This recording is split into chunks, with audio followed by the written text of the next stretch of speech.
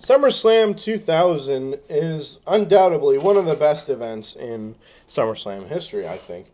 However, this is mostly attributed by the TLC match and the WWF title match, which are available on other WWE compilation DVDs. If you already own these compilations, like the history of the WWE Championship and the ladder match DVD, this is not worth purchasing. But if you don't have those, this is a must-have. But that's beside the point. Today we are going to be reviewing SummerSlam 2000, and SummerSlam 2000 was from Raleigh, North Carolina, at the PNC Bank Sports Arena in Raleigh, North Carolina. The match, or the night started out with the Right to Censor RTC, which was Val Venus, Bull Buchanan, Steven Richards, Bull Buchanan, and either the Good Father or Val Venus, one of the two, against Too Cool, which was Grandmaster Sexay, Brian Christopher, Scotty 2 Hotty, and Rikishi.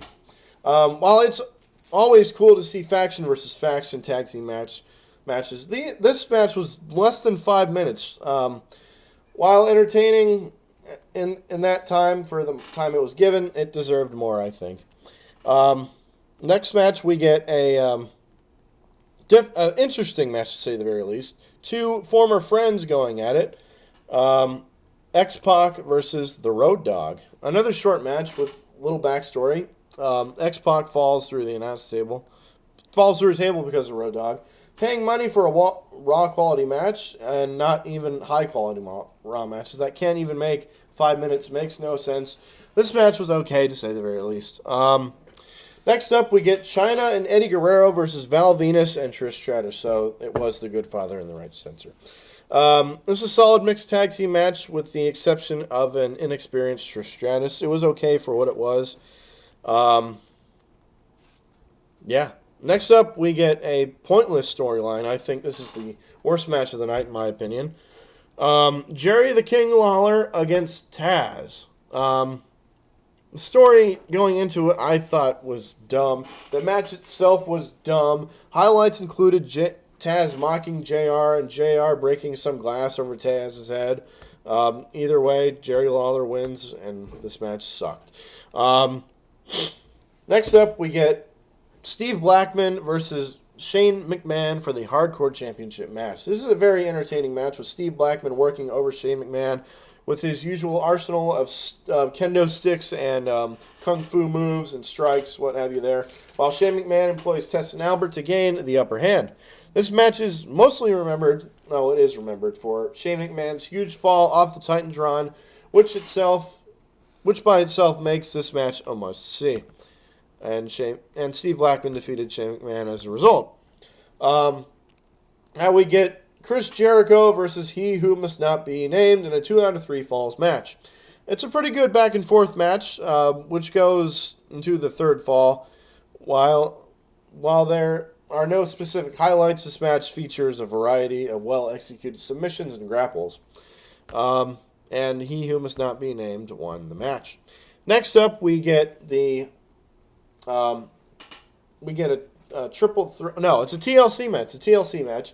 Edge and Christian versus the Hardys versus the Dudleys. This is the first TLC match and overall best match between these three teams.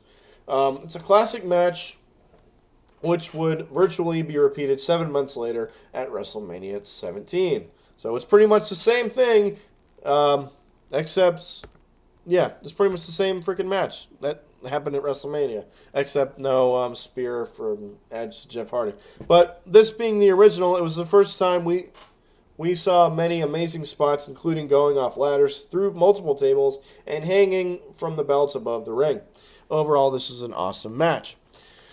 We get the Cat. Next up, we get the Cat with Al Snow versus Terry with Perry Saturn in a stinkface match. This match gets the point because the competitors are unbelievably hot as hell. The Cat wins and stink faces Terry Runnels. You get the Undertaker versus Kane. This is undoubtedly the worst match between the Undertaker and Kane. There's no backstory and it's pretty much just a pointless brawl. The highlight of this match is Kane being unmasked for the first time.